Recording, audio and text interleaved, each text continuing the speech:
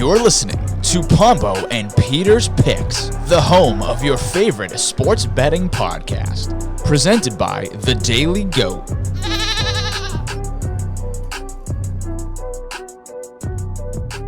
Hello, welcome to another episode of Pombo and Peter's Picks. I'm Jason Pombo, joined as always by Peter Alves. Peter, how are we doing today? Good. I told you week 9, the NFL absolutely blows. But on a positive or maybe a negative note, this weekend I went to a URI basketball game, their first game. I saw that on your Snapchat story. How was it? It was pretty bad. They lost to Quinnipiac. They were 9-point favorites. Their coach is absolutely terrible. Number 1 is terrible. Number 15 is terrible. Number 22 is terrible. So don't expect them to make the tournament. Okay, so they have a new coach, right? I think he's new. I forgot his name, but I think His he's name new. is Archie Miller. Archie Miller. Oh, maybe he's not new. That name sounds familiar. Maybe he's not new. Whatever the case may be, you do not sense a good year for them. Other side of Rhode Island, you see Bryant won by like 100 points. Oh, did they? Yeah. Oh, they kicked ass. They won like 148-39 or something. Nice. Yeah. So it's almost college basketball season. I mean, URI, that's going to be your team for the year. I will say, as the college basketball season starts off, like preliminary talks here, hopefully Providence College can replicate at least somewhat of what they did last year. Because I don't know how they did on Monday, or even if they did play on Monday. Yeah, I'm not sure either. But that was a fun run we had last March. I remember I said I wanted them to get to the Sweet 16, and I believe they did so. They play URI on the 3rd. If you want to come, and you get free tickets. Everywhere. I'm sure you can, bro. I'm sure you can. Round it up. Take it. Bet on PC, though. I'm not gonna bet. I can't bet on URI. Yeah, facts. But isn't it? You can't bet on those games in the state of Rhode Island, right? I don't believe you can't. You gotta have like sets to do it. Yeah. That's how I did that all the way up in New Hampshire. Yeah, that's true. That's what I think it's gonna be the same thing with Mass. Like you're not gonna be able to bet on like Boston College and stuff like that. So hey, it is what it is. I mean, it would suck if we lived in like a real college state like Alabama. Like you can't bet on like Alabama, Auburn. Yeah, like, right. And the national championship game. Yeah. Or if you lived in Texas, you couldn't bet on like Texas Tech, TCU, stuff like that. So I guess it is beneficial that our state provides very few college options for athletics anyway. All right, Peter. So let's talk a little bit about how we did in week 9. Like you said, it was going to be a crapshoot. You predicted that this board was crap, and that's pretty much what happened. So I'll start off. I went 3-2 on the week, Peter, so I was in the positive, unlike the previous 2 weeks. However, I did get my premium pick wrong for the 5th consecutive week. I started off 4-0 in that, and now I'm 4-5. So let's start off with the negatives for me. I had the Packers minus 3.5 as my premium pick of the week. And the Packers outright lost to the Detroit Lions. Aaron Rodgers picks galore in the red zone. And Dan Campbell, the Lions, earned their 2nd victory, and the Packers fall to 3-6. I'm sure we'll talk about that game later. My other thing I got wrong was I had the over for the Commanders-Vikings game. The total was 43.5. That game went the under. And the things I got right, I had the Bucs minus 2.5. That was right. Tom Brady orchestrated a end of the game comeback. So I covered by, I think it was half a point there. I also got right the over 50.5 for the Cardinals and Seahawks. That game was a late over, but it hit. And then my final correct pick was the Ravens minus 3 on Monday Night Football over the Saints, and they controlled that game all the way through. So Peter, on a crapshoot board, I'll take going 3-2. So I also went 3-2. I won my premium pick. I'm tied with you now. I'm pretty sure I went like 1 or 4 at the beginning, but 4-5. On that. Patriots minus 5.5. They destroy the Colts. And then I got right Tampa Bay, as you said, minus 2.5. And the Bears plus 5. Screw you, Matt. Told you, Justin Fields looks amazing. But even though they didn't win, but it doesn't matter. And then I lost. Guess you can't pick every Thursday night game, right? Under 44. Just missed that. And the Panthers plus 7. By the way, I'm tired in your league of facing somebody and they put up like 200 points and it doesn't even fucking matter. Yeah, which league? The XFL or the other one? Yeah, I mean, TJ Joe Mixon put up like 60 points. Yeah, he had mixed, yeah. And Devontae Adams put up 3 touchdowns. So, tired of doing that. Even though I scored like 140 points again. But it is what it is. I don't know if you saw this for my game, right? So, going into the Monday night game, I was down by 26 points, right? All I had was Kenyon Drake, Ravens running back, who basically is the 3rd string running back. Obviously, they're without J.K. Dobbins, and Gus Edwards was out with a hamstring injury. So I was playing Noah, shout out Rough in the Basket. And again, I was down by 26. I did not believe I had much of a chance. But then Drake scored his first touchdown. And I was like, all right, I'm down by like 20. I was like, all right, maybe I got a shot here. Scored another touchdown. And I was like, okay, I'm in this thing. And I ended up overcoming a 26-point deficit, forced a tie, and won on bench points. Oh wow, who do you have on your bench? Anybody good? So I'll read you what the bench point scores were. You'll get a kick out of this. And Noah was very pissed. Not gonna lie. Oh, Noah has everybody injured. Yeah, Noah had 0 bench points, dude. He had Oh, none. 0. I had what did I have here? I had 22. So I went 22-0 on the bench. So unless there's a stat correction within the next 24 hours, that's a big W for me. But yeah, TJ, I know you're not. Noah Yeah, was I know you're pissed. not listening. This is why we should have decimal scoring, but we won't talk about that. I guess. Never forget that time in the car. Never forget. But yeah, dude, Noah was so mad. I felt bad for him. He was very upset. He was just like, "This is like the worst loss I've had in years." Like he was Then me and pissed. TJ, yeah, me and TJ were talking about a trade all week, and then he sends me on Sunday. You could have Joe Mixon, bro. I was like, no, I Yeah. tried to get Joe Mixon like all week, and then you're like, no, bro. So the league, myself and Peter are talking about right now, it's our XFL league, which has been around for like 12, 13 years. It's a lot of the guys in the daily go, not everybody, but it's a lot of the guys from our hometown, and it's a punishment league, right? So you finish in last, you have to do a punishment, and I'm towards the bottom, so I needed that win. So right now, last place is Goldberg. Shout out Goldberg. I know he's listening. He is in last place currently as it stands. He's 2-7. Trade away his whole team. He did. I play him, but Peter, I play him this coming week. So that's a huge game for both of us. That's True. why, Oh, but I do have him in like points scored. So even if I lose, he's still in last unless he outscores me by like 80 points. no, So that win against Noah was huge. So watch this all be for nothing, and I'm gonna go check tomorrow morning. It'll be a stat correction. for sure. So all right, Peter, enough about our fantasy football teams, but let's move on to the crappy week 9 slate as you spelt out for us last week. Let's talk about the Thursday night game.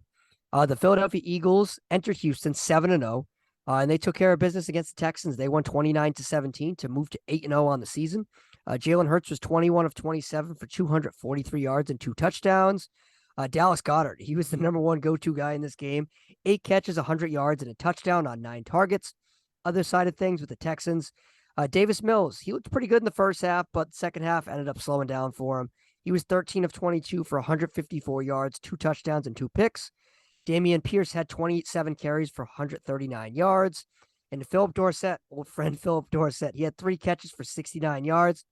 So I will say, Peter, the Philadelphia Eagles, look, they won this game, but I felt like this was a Thursday night slog. It was a pretty unentertaining game, and the Texans were in it for the first half, but they just were not able to generate enough points in the second half, and they fell to 1-6-1 on the year. Yeah, they probably have the number 1 pick locked up. I'm pretty sure they're going to pick a quarterback. I don't think Davis Mills is the right choice over there, even though he's a competent backup anywhere. Damian Pierce, obviously doing what he does. I think the Eagles can get run on. He's not going to win Rookie of the Year, though, which is actually sad for me, but Kenneth Walker, shout out. And then, like, the Eagles, boy, Miles Sanders. You can still have Miles Sanders, by the way. But, I mean, he did get a touchdown, and then Dallas Goedert obviously destroyed that defense. And, yeah, that's about it. I mean, the Eagles are just going to run through everybody, I guess. Yeah, so the Eagles are a team that they're 8-0 to start the year. I believe their win total to start the year was 10, if I remember correctly, or 9.5, maybe, something like that. And they're clearly going to smash that over. They look like the best team in the NFC, arguably the best team in football. And look, they look great on both sides of the ball. Nick Sirianni, who I had doubts about last year, looks like he is he's an adequate coach in this league. I still want to see them against better competition. It feels like, again, you can only play who the schedule goes up against, but I want to see them more. I want to see them against the Cowboys with Dak Prescott. I want to see them against other competition in the NFC, but it is going to be a little bit difficult to dethrone them because the NFC is clearly weaker than I think the AFC, and probably weakest that it's been in a long, long time. It feels like a lot of teams have flaws. And who's the second best team in the NFC, Peter? Is it the Vikings? No, the Vikings got absolutely, even though they did win, I think they got exposed. I think their defense is not that good. It might be the Cowboys. And it's I like their offense. I like their defense. Dak will be all right, I guess. Or the Seahawks, believe it or not. yeah, like I I still have question marks about Dallas. Just the whole Mike McCarthy thing. That still is something to me. And I also think Dallas should be in the room for another pass catcher. Odell Beckham is somebody who is reportedly on their radar. And when it comes to the other team you mentioned, the Seahawks, I know Geno Smith has been awesome this year, but you would have to think that the magic would go away at some point, right? I don't know. Their offense looks amazing. Kenneth Walker is probably the best running back in the NFC, maybe. And then maybe the 49ers, too. Yeah. I could see them if Tampa can get their stuff together. Maybe I don't know. It's just the NFC seems wide open to me. That's why that was one of the reasons why I picked the Vikings to go to the Super Bowl, because I felt that this conference was going to be sort of more open than people gave anticipated, and I think that's exactly been the case. Now, I probably should have picked the Eagles over the Vikings, but hey, my Vikings pick looks solid right now because the other team in the NFC North has completely just died out on us. I'm talking about the Green Bay Packers, Peter. Let's talk about that game. So Aaron Rodgers and the Packers lost against Dan Campbell, the Detroit Lions. The Packers fall to 3-6 on the season. Aaron Rodgers was 23 of 43, 1 touchdown and 3 interceptions. The Detroit Lions, they finally get a win. They moved to 2-6 on the year. Jared Goff was 14 of 26 for 137 yards, 2 touchdowns and a pick. This was the game that the Lions, they needed. Coming off a bye week, there's been a lot of rumors about Dan Campbell's job status going forward. And they got it done. The defense has been historically bad for Detroit this year, and they held Aaron Rodgers and that Packers offense to 9 points. But Peter, so look, feels like every week we're like, the Packers going to get back on track. I picked them in week 9 to win in this game. I picked them to cover. I thought they'd win in a dominant fashion. I thought they'd win like 34-20 or something. And that wasn't the case at all. Aaron Rodgers had a couple bad turnovers in the red zone. And this Packers team is 3-6. The division is clearly out of reach. The wild card is still on the table because, like we just talked about a couple minutes ago, the NFC is sort of in a wide open pattern. But Peter, are the Packers fixable? Not this year. Their schedule down the stretch is really, really tough. I mean, Cowboys, Titans, Eagles, Bears, Rams, Dolphins, Vikings. So rip. I don't think they're gonna make the playoffs. I think it's gonna be the last year of Aaron Rodgers. Defensive coordinator is probably gonna get fired. Sean Gary out with an ACL injury. They still need a receiver, which I didn't get. And I don't know. I mean, their coach might get fired, but I really think they should just blow it up, to be honest. But I don't know if they will, because you're still paying Aaron Rodgers $50 million. You get what you pay for. Can't get a receiver. Can't do that. And I mean, on the other side, good to the Lions defense actually showing up, even though I think they're absolutely fraud still. But it is what it is. I don't know. Yeah, I agree with you in terms of what the Packers did this offseason. Look, they wanted to retain Aaron Rodgers. They did. They gave him, I believe, it was $50 million a year for 3 years. And Devontae Adams, of course, was dealt to the Vegas Raiders. And they would never really replace that production. I know they went to the draft. They drafted 2 receivers. And Dobbs has shown flashes, but he's injured. He's going to miss the next, I think, 6 weeks. So he's out. Watson has been a non-factor all season. Randall Cobb's past his prime. He's been injured a lot. Alan Lazard's been hurt a lot. So I'm just surprised that the Packers went into this season with so little in the receiving core. I think they had too much faith in Aaron Rodgers in his late 30s at this point. Now, I don't believe he is like done or anything like that, but I think he just doesn't have confidence or faith in this receiving core. I don't think he has faith in that offensive line. And I think this Packers organization's in some trouble because they really doubled down. They re-signed Aaron Rodgers. They could have traded him for a couple draft picks, and they could have went with Jordan Love, or they could have went back in the draft or signed somebody to really fill the gap. Like they could have traded a guy for they could have traded for Jimmy Garoppolo, somebody like that. And they elected to pass on that. They signed Aaron Rodgers. They gave him everything he wanted, the power, the money, everything. And now it's kind of backfiring on them. And they're looking like they're a sub 500 team. It looks like they could finish the season with 7 or 8 wins. And that is so much below expectations. It's not even funny. A lot of people called them the front runners in the NFC. I know we didn't necessarily feel that way, but a lot of other people did. And to not even get to 500, I think that's pretty bad. And I think Matt LaFleur, who has had nothing but success in Green Bay, he could potentially be put on notice. Joe Barry, the defensive coordinator, he has not looked good this year at all. The special teams unit is still a joke. And I don't know how you get better because you don't really have the money, the capital to do it. And it's just going to be about developing these receivers, getting Dobbs better, getting Watson better, and I don't know if they're going to be able to do that. I think this Packers team's in trouble, especially with the They, Vikings getting better and they the do, Bears yeah. have a quarterback. They do, yeah, they do. I mean, Justin Fields looks amazing. But I mean, Green Bay does hold the 10th pick. Let's see if they can actually draft a receiver. They don't draft a receiver like Aaron Rodgers should just like walk out that door, right? Yeah, I mean, Regardless where they pick, unless they're gonna just yeah. blow it up and try to get C.J. Stroud or Bryce Young. I don't even know if they can do that though, because you're gonna have to find a taker to take on Aaron Rodgers and his $50 million for the next 2 years, and I don't know. I'd be surprised, and you wouldn't even really get a lot. I don't. I think the time to move Rodgers was last year. After that, he had a really good season and all that sort of thing, and now coming off a season in which he's had a career worst season, I don't know. I think it's going to be a little bit more difficult to move him. I think they're going to roll with him. I think they're just going to try to surround him better, like you said, whether that's draft receiver in the first round, whether it's to execute a trade and bring somebody in. They have to do something because it's really bad down there in Green Bay, and I thought it would get better. And I'm officially off that Packers bandwagon. I'm not picking them this week. I don't imagine picking them in the foreseeable future unless something like that changes really quickly. So, but yeah, I'm just down on them completely. Give him to the Colts. Yeah, that's what I said last year. I thought that would have been. Tell you what, we'll talk about the Colts later, but I thought that made a lot of sense for them because of the whole Pat McAfee connection. Pat McAfee, of course, has Aaron Rodgers on his show. I think it's every Tuesday. It's the only like media source that Aaron Rodgers does, and it's ironic because like Aaron Rodgers, he said it last year and the year before. He's just very against like I don't know being like open and transparent. He feels like the media is out to get him. Like he's talked about that a lot. But Pat McAfee, of course, former Colt. He's based out of Indianapolis, all that sort of thing. Very close with Jim Irsay, Chris Bauer, the general manager.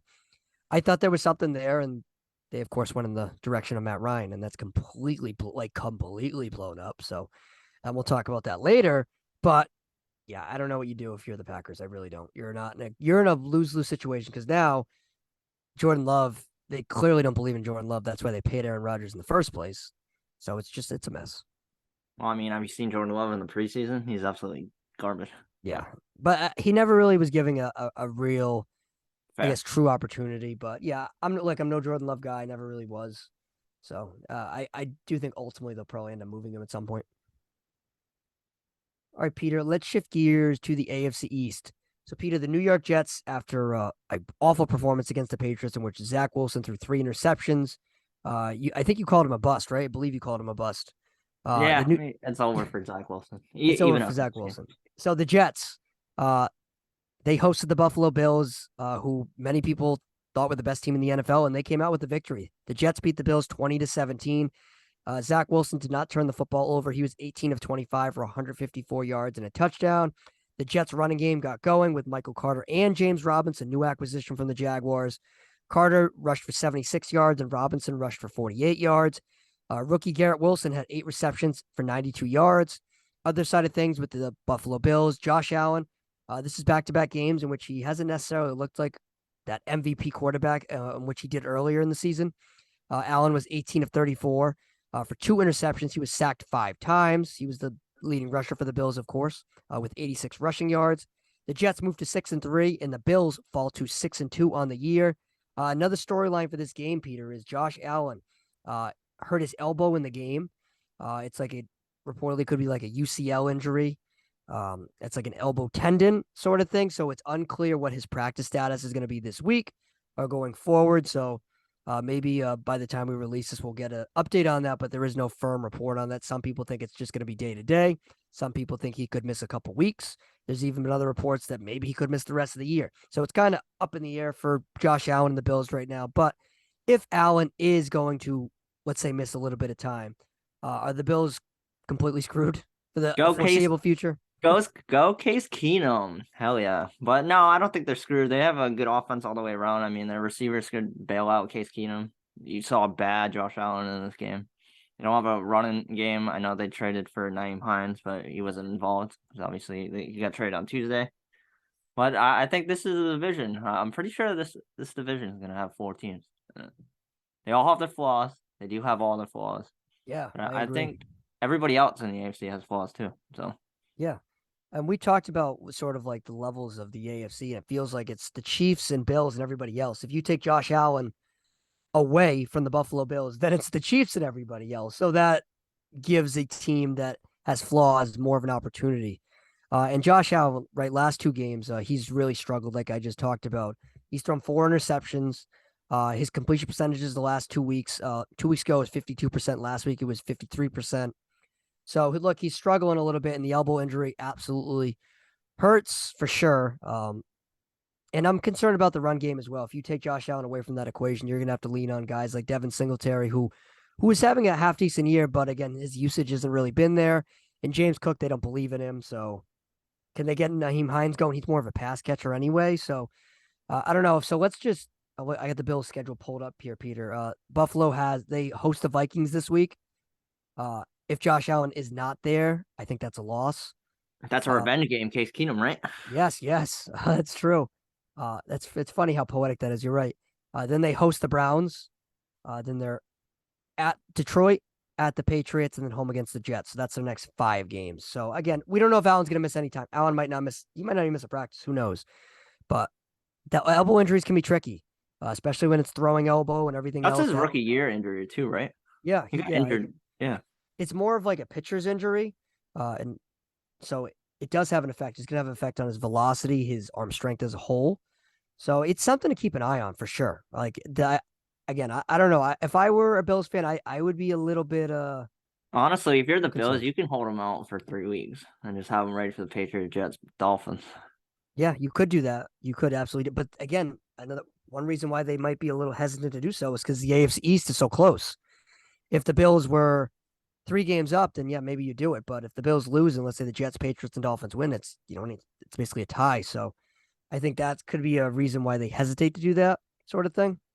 Like if they were in the AFC West or the AFC, any division but the AFC East, then you probably do that. You probably be on the safe side. I still think they should be on the safe side with Allen, but I'm curious to see how it unfolds here.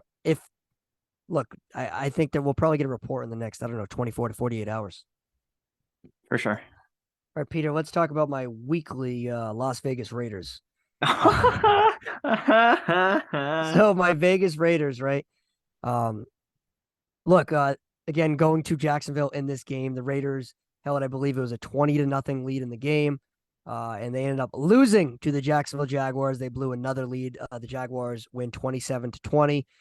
Jaguars improved to 3-6 on the year, and the Raiders fall to 2-6 on the year, 0-5 on the road. Trevor Lawrence was 25 of 31 for 235 yards and a touchdown. Travis Etienne, he's really coming to his own lately. He had 28 carries for 109 yards and 2 touchdowns. Christian Kirk, he had 8 catches for 76 yards and a touchdown. Other side of things, Derek Carr. Carr was 21 of 36 for 259 yards and 2 touchdowns. Josh Jacobs had 17 carries for 67 yards. At least Devontae Adams got involved. He was the only skill position player that got involved, but he actually did something.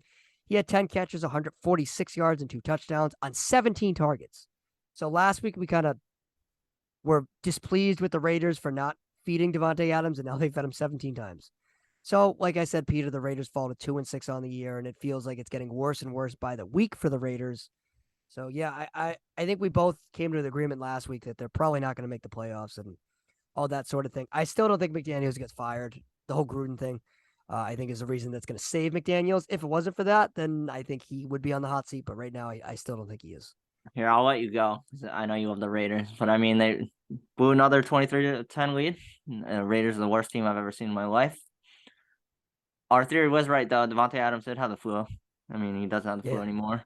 Darren Waller, where is he? He's never going to play. That hamstring injury, 8 weeks. Holy crap.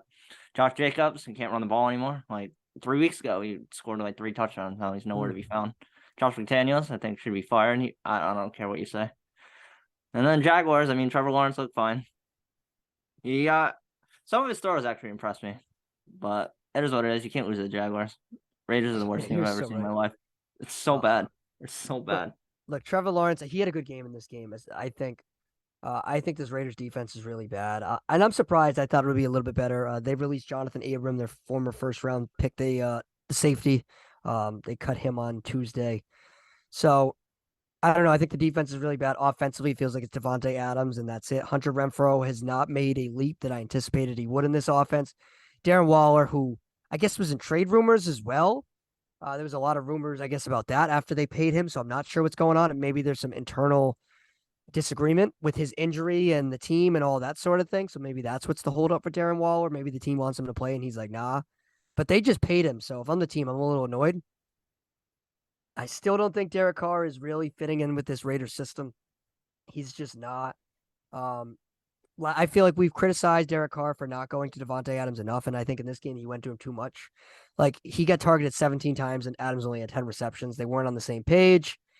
And look, I just feel like McDaniels, I think it's in his head now. I feel like blowing leads has been something this Raiders team has now done like 5 times this year. And look, it's not been good by any stretch. And like I said, if it wasn't for the John Gruden contract and that whole fiasco, I think McDaniels would absolutely be on the hot seat right now. But I do think no matter what happens this year, Peter, McDaniels is rolling back out for year 2. Now, if year 2 goes as poorly as this year, he's going to get banged out before the season's done. But I just can't see them getting rid of him after 1 year at this point. I would be super, super, super surprised. I think the money thing really is a big, big reason why. And Mark Davis kind of did this to himself in terms of he gave his program to Dave Ziegler and McDaniels. Like, he hired the general manager and the coach. So I'd be surprised if we blew it up after 1 year. One thing that I think is still on the table, I think Derek Carr's future is in jeopardy in Vegas. I think that's absolutely on the table. That's a good cult, too. I mean, they do hold the That third is a good pick. cult, yes. Yeah, that's a good cult. Good cult. Well, maybe they could be in the running for CJ Stroud and Bryce Young. Maybe the third pick. I know it's week 10. No, it's pretty early, but Yeah, no, I see what you're saying. I'm very curious to see what the Raiders do, and I'll throw this half scenario. Don't give me Jarrett Stidham. Don't do that. No, I wasn't going to do that. I wasn't. Right. And Stidham had a good preseason for sure. So I'm not saying he's going to get any looks this year, but he did play well in the preseason. So Tom Brady's a free agent at the end of the year. I think he's retiring, but if he, however, changes his mind and decides he wants to continue and he wants to play, I don't think it will be in Tampa Bay. I don't think it will be in Miami because of the year 2 is having, and they went with Mike McDaniel, and I think that's what they're going to go with. I think Vegas would be appealing to Brady for a lot of different reasons. Business reasons. I think the offensive skill position talent is there. If Waller actually plays, Devontae Adams, Hunter Renfrow, Josh Jacobs, McDaniels, of course. But again, I'm not calling it a realistic scenario yet. But if Brady does decide he wants to play for his age 46 season, which which I'm not saying he will, I think that would make a little bit of sense, and that would be kind of fun. Hey, he doesn't have a wife anymore to appeal to. He can do whatever he wants. Go to Vegas, baby. Who cares? Yeah, go to Vegas. Meet somebody else. Meet your third supermodel wife. Who cares? Yeah, exactly.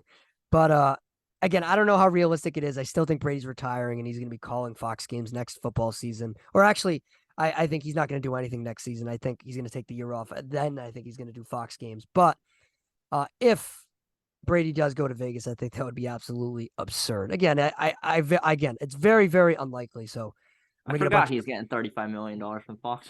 Yeah, I'm gonna get a bunch of texts from people and say, "Oh, you think Brady's going to Vegas?" And look, I don't. Right now I do not. But if Brady decides to play, I think it's on the table, because I think he knows that system. He can execute that system better than Carr. Come back to the Pats. Who cares? Yeah, I mean, I don't see that. I think the Raiders scenario would make a lot of sense, especially with Miami being. I think it's that book's closed, in my opinion. Should never be closed. You have 2 other quarterbacks. I think it's closed. I think from a PR standpoint, I think it's closed for both sides, and I think the year 2 has had. Again, if Tua pisses down his pants for the rest of the year, then maybe, but I don't see that at this point. Listen, I'll give the Dolphins credit, though. They are really good. Jalen Waddle and Tyreek Hill. Pretty good. They're making Tua actually look really good. Yeah, we'll talk about this game because you're now high on Fields. You have been for the last couple of weeks. And you picked the Bears to cover in this game. So Dolphins ended up hanging on to beat the Bears 35-32. It was a thriller. It was a back and forth game. The Bears made a little bit of a comeback at the end. Tua in this game was 21 of 30 for 302 yards and 3 touchdowns. Jeff Wilson, he might be RB1 down there in Miami. He had 9 carries for 51 yards. Jeff Wilson, of course, being acquired from the San Francisco 49ers after the 49ers acquired McCaffrey. Tyreek Hill continued to do Tyreek Hill things, 7 catches, 143 yards and a touchdown. And Justin Fields put together, I think, his 3rd consecutive game in which he looked comfortable, he looked poised in the pocket, and he looked like he was avoiding big mistakes. Fields was 17 of 28, 123 yards and 3 touchdowns. And he also had 178 yards in the ground, along with a rushing touchdown. And Darnell Mooney had 7 catches for 43 yards in this game. Dolphins improved to 6-3, and the Bears fall to 3-6 on this in the season. Now I know the Dolphins, look, they were 5-point favorites in this game. They had to win this game, and they did. But I think the story is Justin Fields is putting together a nice rebound year too. And from that 2021 draft class, he's clearly put together a better year than all of those quarterbacks. Yeah, for sure. I mean, the Bears 3-6. It doesn't matter though. They know they have their quarterback of the future. Justin Fields looks like he's the second coming of God. To be honest, I might get a Justin Field jersey. He can run all over the field. He broke off like a 60-yard rushing touchdown with another receiver. I mean, Chase Claypool.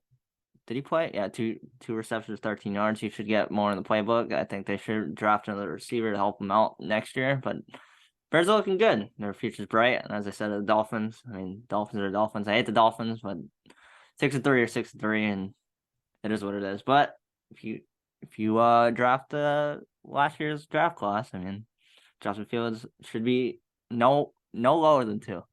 You could still take Trevor Lawrence at 1. But everyone else is kicking themselves for no Justin Fields. I am, at least. Mac Jones looks terrible. Yeah, I mean, look, the thing with Fields, he's put together a nice stretch here. I got to see a little bit more. But look, I clearly have Fields ahead of Wilson and all that. And I wasn't going into the year. I wasn't sure about that. I was indifferent about Fields. I didn't think but I think Matt Eberflus put him. Isn't that what they said out of college though? Justin Fields is going to be better later, and then Mac Jones is good now. So yeah, they did. Mac Jones was the most like pro ready quarterback, and I think we saw that in his rookie year. But with Fields, it was more. A lot of the criticism for Fields was he's slow at processing. He's slow to like get things together, and I think maybe that it took him a little bit while to really get things going. And again, I'm not ready to. I'm not like you. I'm not ready to break out the Fields jerseys or anything like that. I need to see a little bit more, but this stretch has been great. All right, Peter, like a top 12 quarterback. Oh, he's been awesome, absolutely awesome. Since that Patriots game, he's been awesome. This 3-game stretch. In your league, I dropped him for Aaron Rodgers. See ya. Thank you.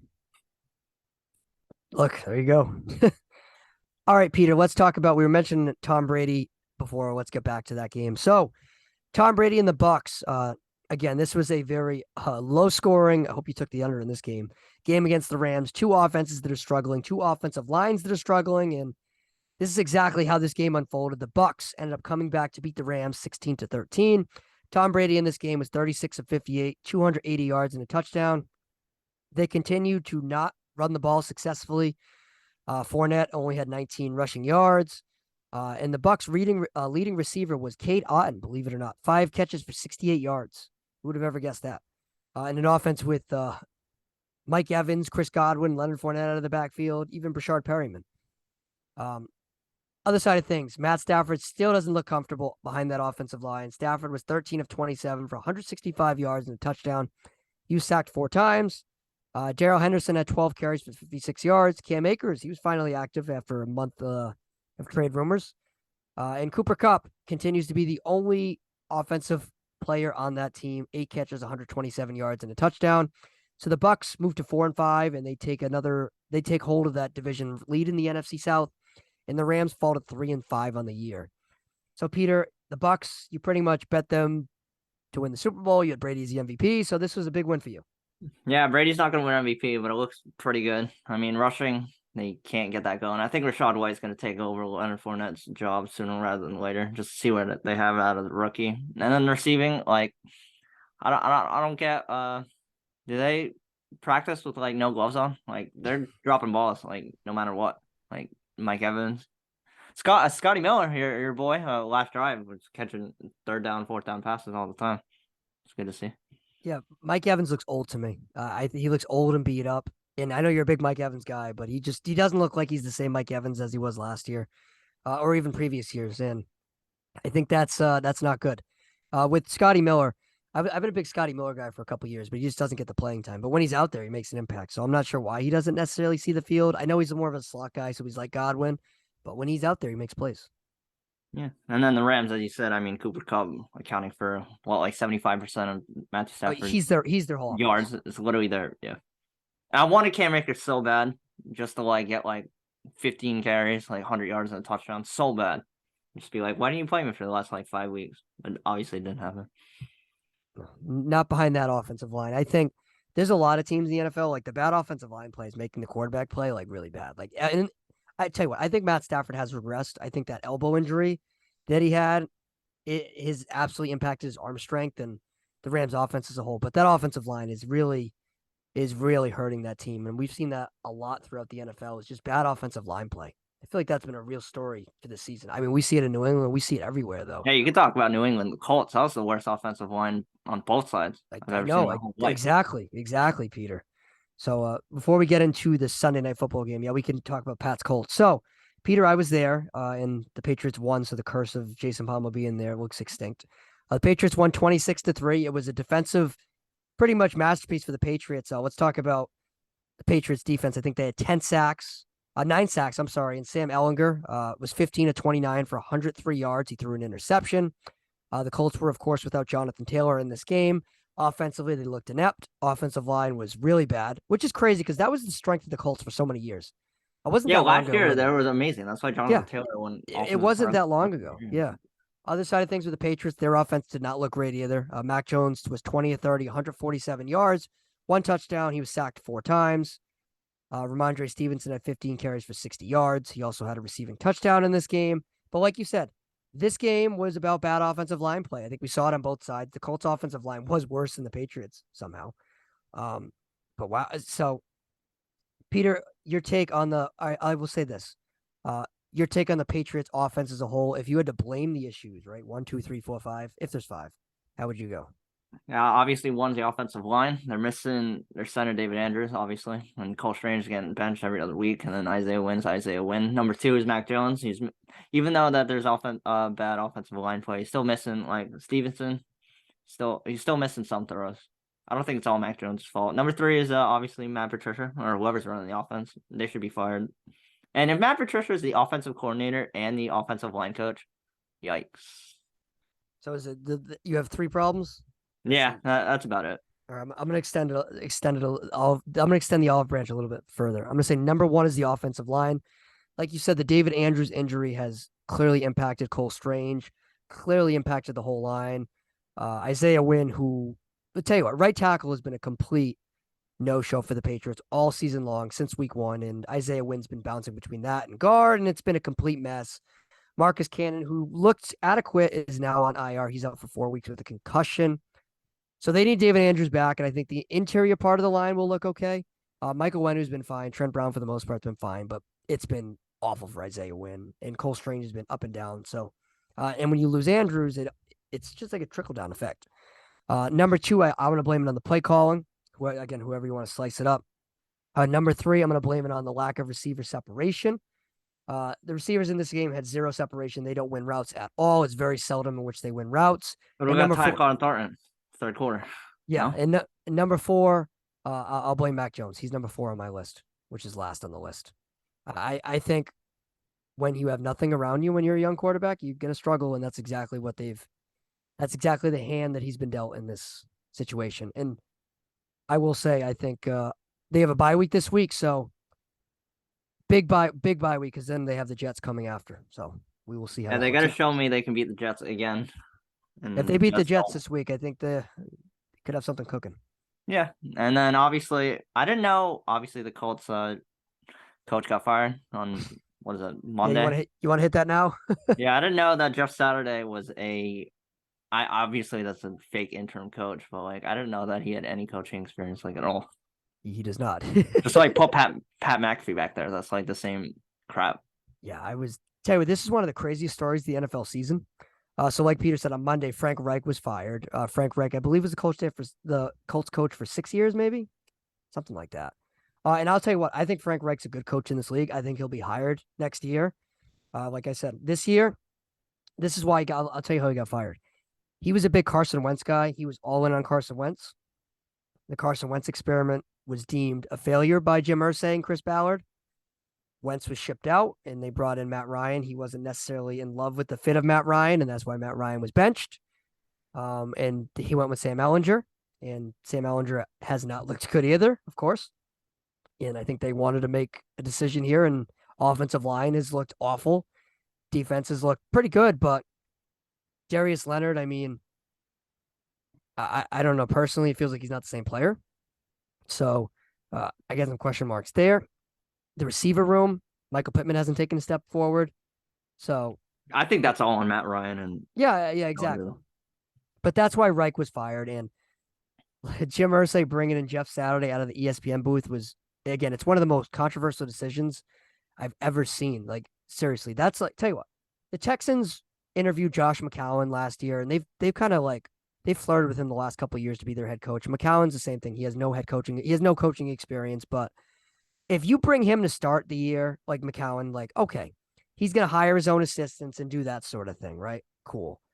But to bring in a guy with no coaching experience, he's not even part of the staff, to be the head coach now, if you're on that staff, right? If you're Gus Bradley, defensive coordinator, who has previous NFL coaching experience, if you're John Fox, who has previous head coaching experience, if you're Bubba Ventrone, who is considered one of a young and upcoming coaches in this league, and you get overpassed by the dude from ESPN, like, I understand, look, he's a great center in this league, smart guy, knows football. I get that. But again, if you're part of this staff, if you're on this team, you got to be sitting there like, dude, are you serious? I'll tell you what, Peter, that press conference that Irsay and Chris Ballard on Saturday had on Monday was one of the biggest clown shows I've ever seen in my life. Like, it's indefensible. It really is. And I understand the narrative, oh, they're tanking this and that, but the disrespect for all the veterans in that locker room and that coaching staff to just be bypassed from a dude at ESPN. Yeah, when I Like, saw that what? notification, I thought that was absolutely fake. Like, as I said, if you want to do that, put Pat McAfee back there, put Peyton Manning back there. Like, what are we I doing? don't know, put Reggie White back there. Like, I know they're not gonna try, and obviously rightfully so. I don't think the Colts are that good, but they should have fired the GM first. I mean, it's not Frank Reich's fault where they can't draft. They don't want to draft the quarterback. Yeah.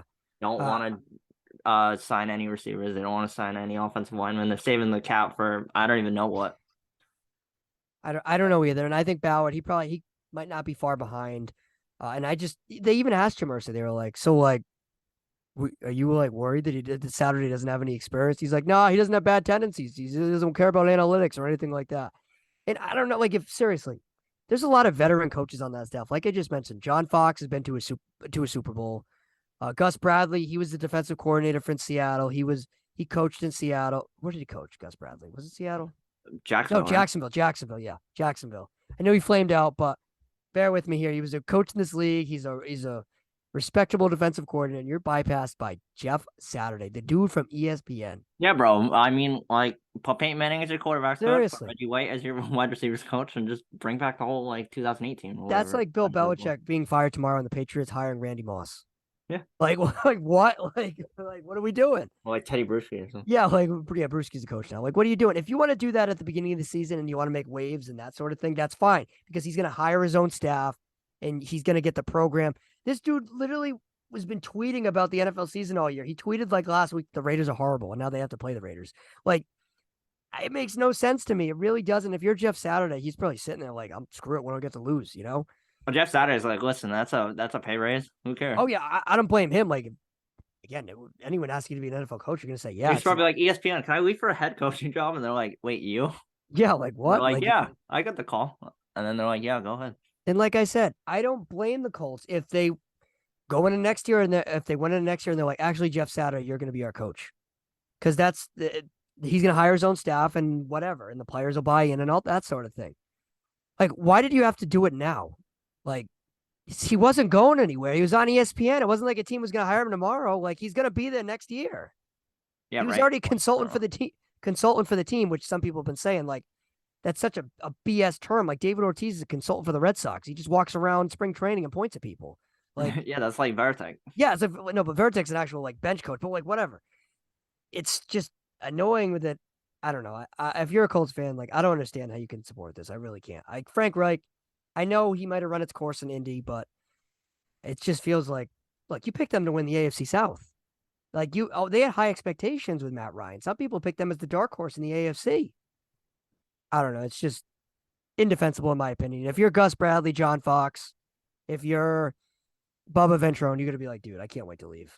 Like, I'm going to get fired Right. anyway. Like, who cares? It just makes no sense to me. Like, I thought Bubba Ventrone would have been perfect. He's a special teams coordinator, and I know who cares about special teams, but he's somebody that a lot of I guess he's been on a lot of radar for potential head coaching interviews in the next couple of years. He's like 38, 39 years old. Like, wouldn't it make sense to see what you got with him? Because he's going to leave next year because you're going to fire him. Like, wouldn't it make sense? And no. Or anybody else. Yeah. Ursay, I mean, I saw someone tweeted this. I think it was Evan Lazar of Patriots.com. He's like, Jeremy Ursay has lived up the coattails of Andrew Luck and Peyton Manning for like 20 years, and that time has come to an end. And I think that's perfectly stated. It's so true. They haven't had a quarterback since Andrew Luck, and Andrew Luck fell into their lap. Yeah. And it's just an absolute mess. Absolute mess. No quarterback, no real identity, no direction. I don't even know, Peter. That's why I need them to get a quarterback that's like fake. Derek Carr is a great answer. Derek Carr. So Derek Carr to Indy, Brady to Vegas. Yeah. Got it. Good. We called it. All right, Peter. Let's talk about the Sunday night game this week. For the most part, it was an entertaining game, Peter. The Chiefs came into this game as big favorites. I think they were 12-point favorites in this game. I was talking about 14.5. 14, whatever it was. So Ryan Tannehill was out for this game. Malik Willis was the quarterback, the rookie from Liberty. And Willis didn't necessarily play well, but Titans somehow took the Chiefs to overtime in this game. The Chiefs ended up rallying back to come back to win 20-17. The Chiefs moved to 6-2 on the year. Pat Mahomes was 43 of 68 for 446 yards, a touchdown, and a pick. Travis Kelce had 10 catches for 106 yards. Other side of things, Malik Willis was 5 of 16 for 80 yards. He did not turn the ball over. Derrick Henry had 17 carries, 115 yards, and 2 touchdowns. So the Titans pretty much went totally away from the passing game. They ran the ball the whole game. They played field position, all that stuff. And Chiefs moved to 6-2. Titans fall to 5-3. I thought the Titans were going to win this game for a while. I really did. Yeah, me too. Obviously, Derrick Henry ran all over the Chiefs, and I like Malik Willis. Obviously, he didn't throw a pass to wide receivers at all, but they did. He did what they asked him to do. I don't think they trust him throwing the ball, but he can run. That kid can actually run. I like Malik Willis. And then this game actually felt like a playoff game. Obviously, defense on both sides, and the Chiefs throw out all your running backs, like Zay Pacheco, garbage, Clyde, garbage, Jerick McKinnon, garbage. I mean, Pat Mahomes can throw 50 plus times, but you can't expect him to throw 70 times. Yeah, I know it's overtime too, but that's absolutely ridiculous. Yeah, Malik Willis was somebody I remember when a lot of people thought he could be potentially a first round pick. I know Carr, he had him as quarterback 1, if I believe, Carr roughing the basket. I think he had him as his first quarterback in the draft class in terms of who he liked the most. And Malik Willis fell to, I think, the 3rd round. And I remember he got drafted. Remember Ryan Tannehill was on edge and he's like, well, I'm not going to tell him. Yeah, I'm not coaching him. That's not my job. Yeah, my job. And he got all defensive. And I don't think Malik Willis has done enough to take the job from Tannehill. I think Tannehill's done enough this year. No, but people who slander Malik Willis, he threw 3 passes last week and threw 15 passes this week. You can't really judge him on that. That's no, I'm not slandering Willis. I just don't think he's ready, and I think that's why Vrabel isn't putting him in positions to turn the ball over and that sort of thing. So I don't think it's been an indictment on him either way. They played in overtime, scored 17 points. You did all you could as a rookie quarterback from Liberty going into Arrowhead. It's a tough place to play. What you said about the Chiefs running backs, I feel like they like going by committee. Clyde Edwards-Helaire, I thought was going to burst onto the scene this year. I thought he was going to really take that leap, that year 3 leap for him. That really hasn't happened. He has sporadically, but really not too much. Isaiah Pacheco is somebody I think they really like. Now, I think he's going to end up going to be that lead carrier by the season's end. That'd be my guess. So we'll see how that all unfolds. And, of course, the Chiefs had Kadarius Toney in action. He had made his first ever appearance for the Kansas City Chiefs. Now the Chiefs, it feels like they have a lot of pass catchers that are B- pass catchers, like Juju Smith-Schuster, Marquez Valdez-Scantling. I get, other than Kelce, of course, Hardman. It feels like they're all kind of decent pass catchers, not great, but okay. Sort of like the Patriots receiver room in a way, where it's you got a bunch of good, okay guys, but no. Even back in the day, you had Gronk and then everybody else. Yeah. That sort of thing. So I think Mahomes is good enough to really win on all circumstances. And now with that potential Josh Allen injury, things could even get easier for Mahomes and the Chiefs. Yeah, it's the Chiefs world. We're just living in it. And I'm pretty sure they're just coasting. They don't even care. I don't even think they care if they get the first round bye or not. You see, I don't think they want to go to Buffalo. I think they're worried about, no, they don't want to go to Buffalo, but I don't think they care about anybody else. Yeah, no, I agree. Again, injuries happen. If Kelce or whoever goes down, maybe that changes. But right now, it feels like after this Allen injury, even if Allen's healthy, it feels like the Chiefs have surpassed the Bills, in my opinion. Maybe I'm wrong, but the Bills have looked uneven the last 2 weeks. All right, Peter, let's talk about the Monday night game. The Baltimore Ravens, they went into New Orleans, and they pretty much had their way with the Saints. They won 27-13. Lamar Jackson didn't really throw the ball a lot. He was 12 of 22, 133 yards and a touchdown. My guy, Kenyon Drake, had 24 carries for 93 yards and 2 touchdowns. Other side of thing with the Saints, Andy Dalton was 19 of 29 for 210 yards, a touchdown and a pick. Alvin Kamara, he did what he did for most of the season, which is not much. He had 9 carries for 30 yards. He also had 3 receptions for 32 yards. So the Saints fall to 3-6, and the Ravens move to 6-3. Peter, is it time for the Saints to make a quarterback change? Yeah, I thought it was 3 weeks ago versus the Cardinals. I don't get why James. You might be right. Dennis Allen might hate James Winston. I think he does. I think he does. Put in Taysom Hill full time. I don't even care. The Andy Dalton experiment is over. That's too much Andy Dalton for me. That's like 2 weeks a season, and that's it. The red rifle is over. It is what it is. I mean, the Saints aren't going anywhere. That division's still up for grabs, which is absolutely a joke. But I think if you wanted to win the division, you got to put in James Winston. And you can chuck it to Chris Olave. I know he went for like 6 for 71 or whatever it is. Yeah. But I tell you what, the Saints, there was a lot of people high on the Saints this year. A lot of people high on them. I wasn't necessarily that high on them, but a lot of people said they were the sleeper team. And that hasn't come to fruition. Like I said, I think Dennis Allen and James Winston, there's some disconnect there because Dalton has had some bad games here. And I know last week wasn't a bad game, but like this week was bad. And the week before was bad. He had like 2 pick sixes against the Cardinals. Remember that? So I think there was some disconnect there. And Dennis Allen already named Dalton starter for next week. So there's obviously something that's not registering there. There's something going on there. And like Winston better get like a whole new back in the offseason or something. You see, I think there's something. This had to have been something that stemmed during training camp, preseason, or turnover. It's something. Something happened. I don't know what it is. Also, the Saints will be without Michael Thomas for the rest of the year. Thomas, it's like his 3rd consecutive year in which he's been a non-factor. Hurts for one of my fantasy teams. Other side of things with the Baltimore Ravens, I think the Ravens are the 3rd best team in the AFC. And Peter, if they can really get firing on all cylinders, I think they can enter the discussion with the Chiefs and the Bills. Not saying they could be better. They need another wide receiver, though. I think they can enter. I think they can just enter the discussion. Like, I think they're the closest to make that shot. And if things get weird in a playoff game, I could see them getting to the AFC title game. Lamar Jackson, it feels like in the run game, he's been awesome. The pass game, this game, he didn't really have to do too much passing. But like you said, they feel like a skill position player short. Deshaun Jackson got hurt in this game. Shocker. Bateman's out, and Duvernay. Yeah. So I still think Odell Beckham would be an interesting fit here. I still think that would be interesting. I still think the Bengals over at this point. Really? Okay. See, I lean the Ravens here. The Ravens moved to 6-3 on the year, and the Saints fall to 3-6. And my stock is pretty low on the Saints right now. I'm just not a believer in what they're doing, and I just Kamara's regressed, and Thomas is out for the year. I thought he'd have a factor this year. Olave's been great, but I'm out. That's probably the worst contract in football, yeah. Michael Thomas? Yeah. Oh, yeah. The Taysom Hill one doesn't look great either. Well, as I said 2 years ago, he had stuff on Sean Payton that didn't want to go out. Yeah, the Saints got like $40 million. You would think the Saints, like being like in it, like they would want to like change some things up because like they're in it. They're a game out of the NFC South. Like if they were 3 games back and it's like, hey, whatever. But also, I will say that trade they made with the Eagles, it was the worst trade of the offseason.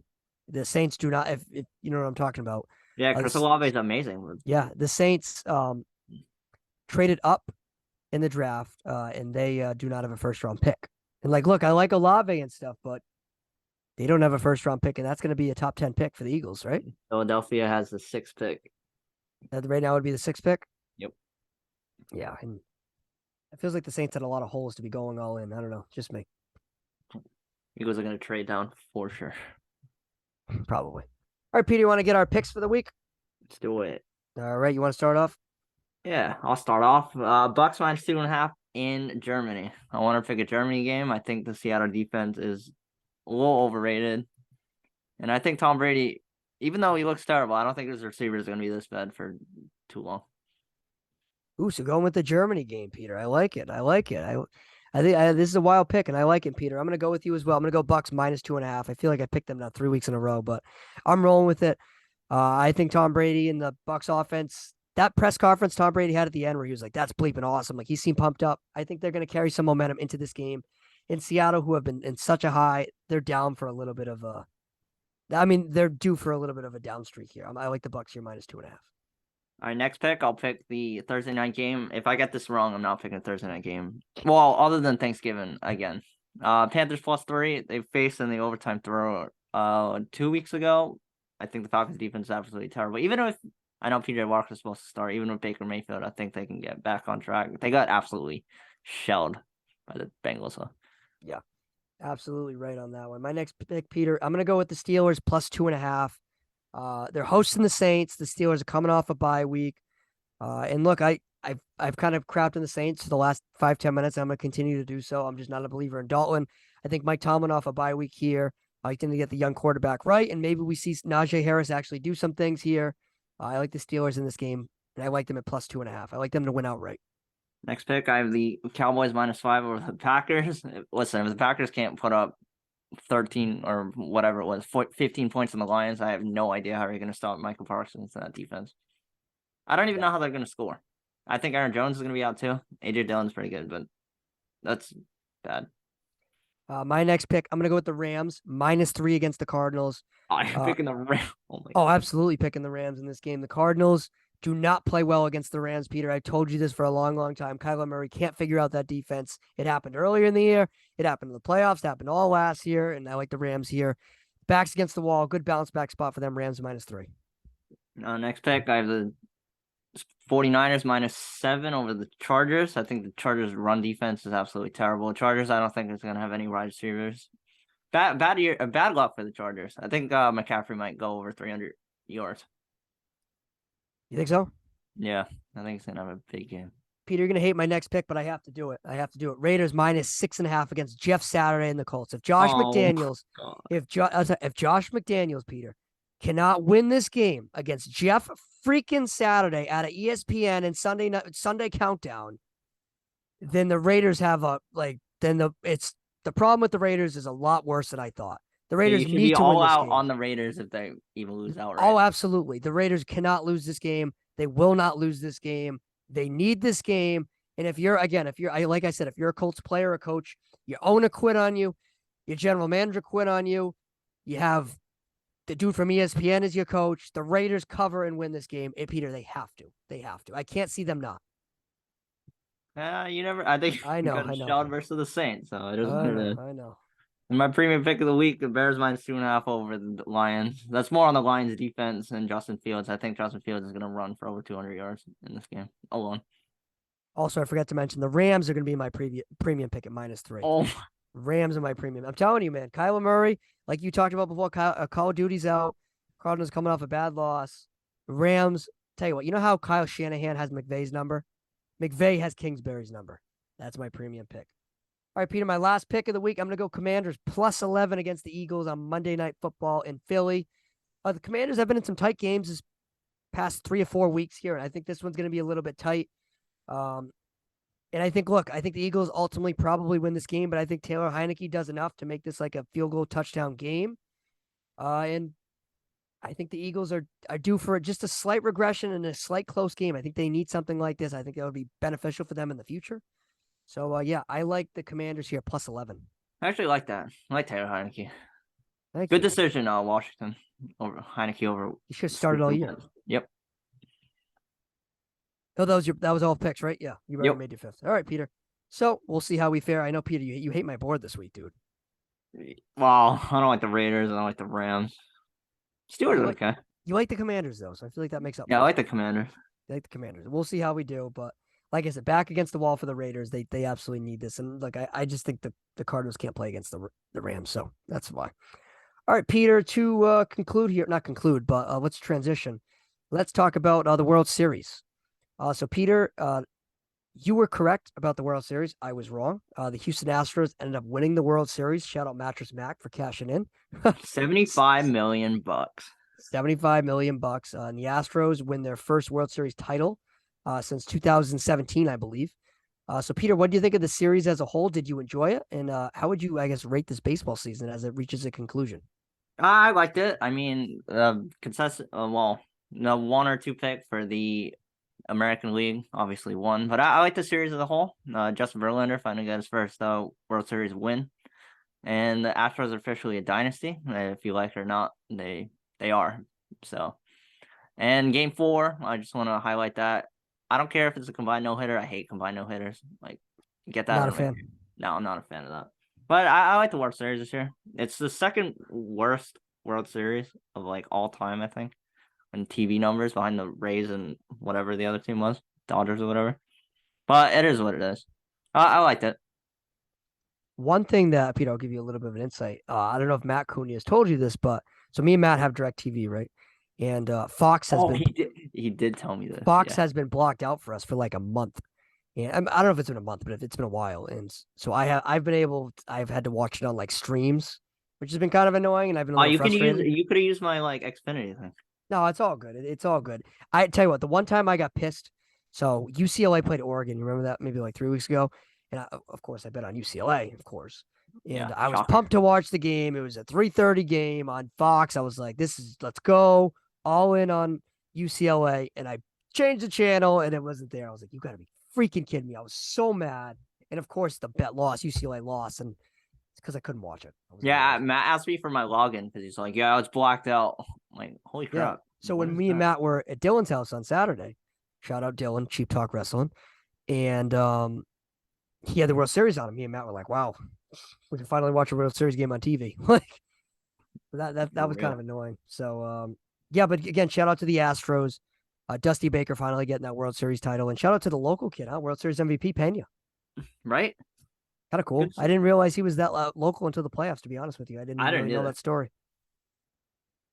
Like good overall baseball season. Yeah, I think it was solid. I think the playoffs were pretty good. The Phillies were a fun team, despite the fact that they didn't close the deal. They were a fun team to watch. The Astros were a wagon. They lost what, three playoff games this whole playoff run. They were awesome. They were a wagon. They're like the villains, and doesn't matter how many pieces they've lost. Like they've lost guys since that like 17 team, and they've still been able to produce. So I think shout out to them for sure. And listen, another year, no Mets, no Yankees. No Mets, no always Yankees. A win. Chef kiss. Yep. Yeah, it's always a win. I don't care. Couple weeks, Peter, we'll probably be talking winter meetings and all that fun stuff. Ready for that, Peter? I'm sure. Oh yeah, and then I'll sign them like March. Yeah. Yep. Absolutely, Peter. Shout out to the Mets though; they're already spending. On Diaz. There's 5 years of 103, right? Yeah. Yeah, he's electric, and he does a lot more than just. I'm sure again, he's one of the best closers in the league. But that song. Hey, I pay $103 million for his walkout song. Yeah, like you know what I mean. That also helps the case of keeping him around town. All right, Peter, want to do 5 questions? Is it my turn or your turn? My turn to ask questions? I don't have questions. Okay, so this is my turn. You're lucky I have questions. All right, Peter. What is your favorite fruit? Fruit? All right, I'll be controversial. Let's go with the tomato. Ooh, that is so controversial. And you can put down anything. I like that. Salads, burgers. Okay, fair. All right, Peter, question 2. So the Yankees, they said it a couple weeks ago, they're bringing back Aaron Boone. If you were the Steinbrenner family or you were Brian Cashman, who should be the Yankees manager in 2023? Who should it be? Who should it be, Peter? Who would you hire? Or would you bring back Boone? No, I wouldn't bring back Boone. I wouldn't even bring back Cashman, to be honest. Can you bring back Joe Girardi? Sure. This is you. This is fantasy Peter Alves land. I don't know. Joe Girardi would be fun with like A-Rod. I was going to say the fun ones, A-Rod, Joe Girardi's fun. Those two. Say Jeter, but he never did that. Joe Madden. That's fun. Joe Madden. Yeah. That's one that's fun for me. This shouldn't be Aaron Boone, though. Mike Scioscia, somebody of like that pedigree, some veteran like that. John Farrell. No, not John Farrell. All right, Peter. Question 3. What is your favorite stadium you've ever been to? Stadium? Well, it's gonna be Vegas, but no. I don't know. Maybe Camden. That's a good one. That's a boring answer, though. Oh wait, no. I want to rescind that. It's old Yankee Stadium. Ooh, okay. All right. Question 4, Peter. What is your favorite animated TV show? Animated TV show. All right, I don't watch anime, so No, animated. so can I just say like Rick and Morty? Yeah, That I'm not count? saying animated, whatever. It's Rick and just Morty. it's not live action. Yeah, Rick and Morty, I guess. Yeah, Rick and Why, what's Morty's yours? funny. Yeah. I'd probably say Rick and Morty's up there. I think Family Guy's up there for me. I like American Dad. That sort of stuff's kind of funny. But Rick and Morty, that's it's underrated. I like that a lot. That's it's just very it's just odd. That's for sure. All right, Peter. Question 5. We're gonna go with the NBA world because we haven't talked about the NBA in a while, Peter. So the Los Angeles Lakers. We kind of talked about them a couple weeks ago. I don't think it was last week. I think it was the week before that. All right, Peter. I'm gonna put you. The general manager had on you. You were just the general manager of the Yankees. You're now the general manager of the Lakers. Peter, what are you doing to fix this Lakers team? All right, first of all, firing the coach. Ooh, that Second was of quick. all, yeah, it's not working out. Second of all, trading Russell Westbrook if you can. Number 3, trading away Anthony Davis, and number 4, trading away LeBron James. You're blowing Wow. up that whole team. You need picks. You have no picks. You're screwed forever.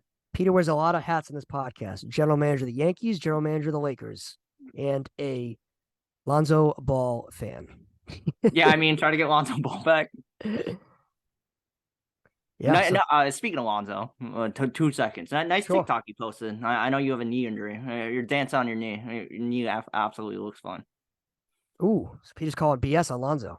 Yeah, check out his latest Instagram post with his girlfriend. He's like dancing like on a cornfield or something. Interesting. Like, nice knee. I thought he couldn't walk on like Yeah, I thought he hardwood. could walk, and now he's like jumping around. Like, Interesting. Good job. All right, Peter. Well, we'll catch you next week, Peter. Hopefully our picks are reminiscent as this past week, maybe a little bit better. We'll see how it goes. Yeah, stay hot.